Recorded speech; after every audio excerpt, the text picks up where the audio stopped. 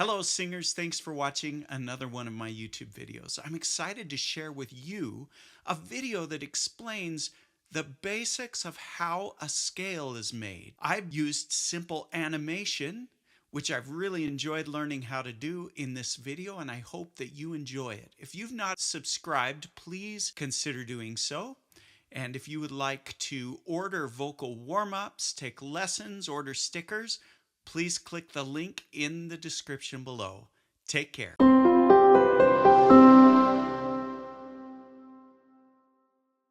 When learning to read music, we need to understand how a scale is built. There are many different types of scales, but each of them is comprised of a combination of either half or whole steps. If we were to break it down to the most basic scale, it is a chromatic scale, all made of half steps. If you're looking at the piano, for example, you're playing every note, white key, black key, white key, black key, and so forth. Let's go ahead and hear what a chromatic scale sounds like.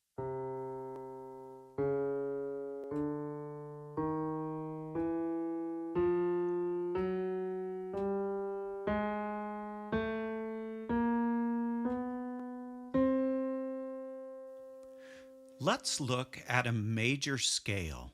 A major scale is the most common scale people know. It sounds like this.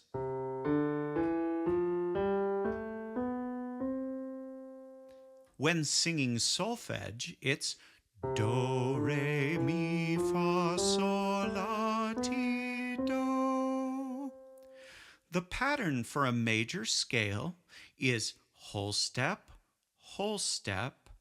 half step, whole step, whole step, whole step, half step. You may ask, why was there only 2 whole steps before the half step and then 3 after? If you look at the piano, there are sets of 2 black keys and then sets of 3 black keys, and that will help you understand it.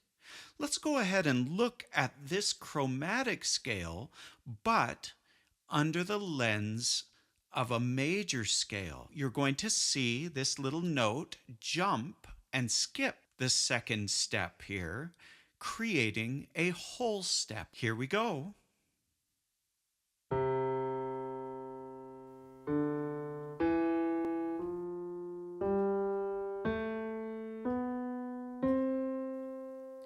To simplify things, let's show a major scale without all of the extra half steps as shown here. Now you can see the half steps highlighted in green and the rest are whole steps. Each of the whole step is skipping a note to create a whole step. So let's listen how this will sound. It will sound the same.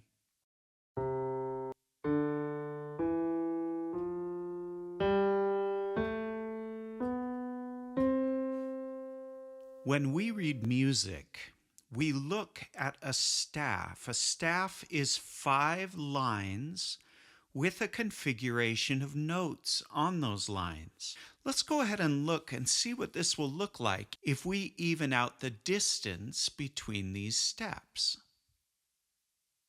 Now you can see where the half steps are, but now it will make an even tool for us to then later place a staff over.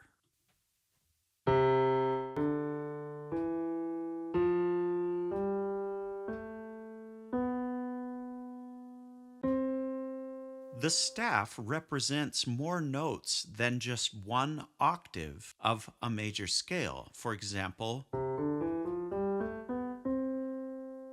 that would only be part of a staff, but the staff actually goes all the way up to F. And then on top of F, a G. So there's quite a range. Let's go ahead and add a few more steps so we can overlay the staff on top of these stairs.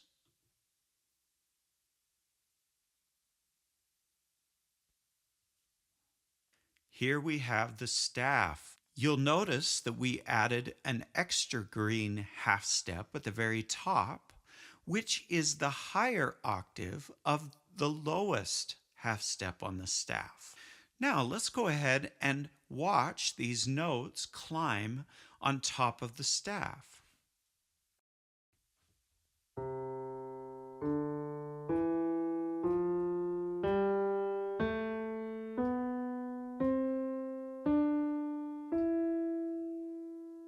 Now we did not go up to the high F yet, but now let's go ahead and look at each of these notes held in place on the staff. The C, the lowest note, is actually not on the staff, but uses what is called a ledger line, which is basically a short staff line that can be extended below or above the main 5-line staff.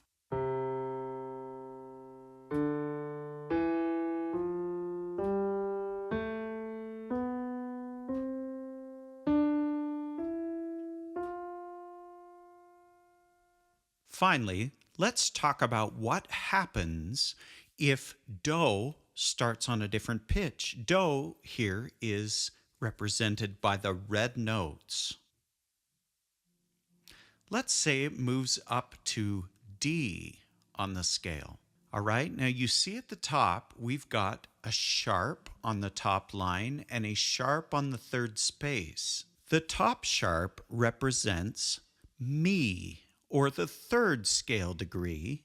The next sharp represents Ti, or the seventh scale degree. Both of those are one of the two half steps in a major scale. This way, the pattern is followed whole, whole, half, whole, whole, whole, half.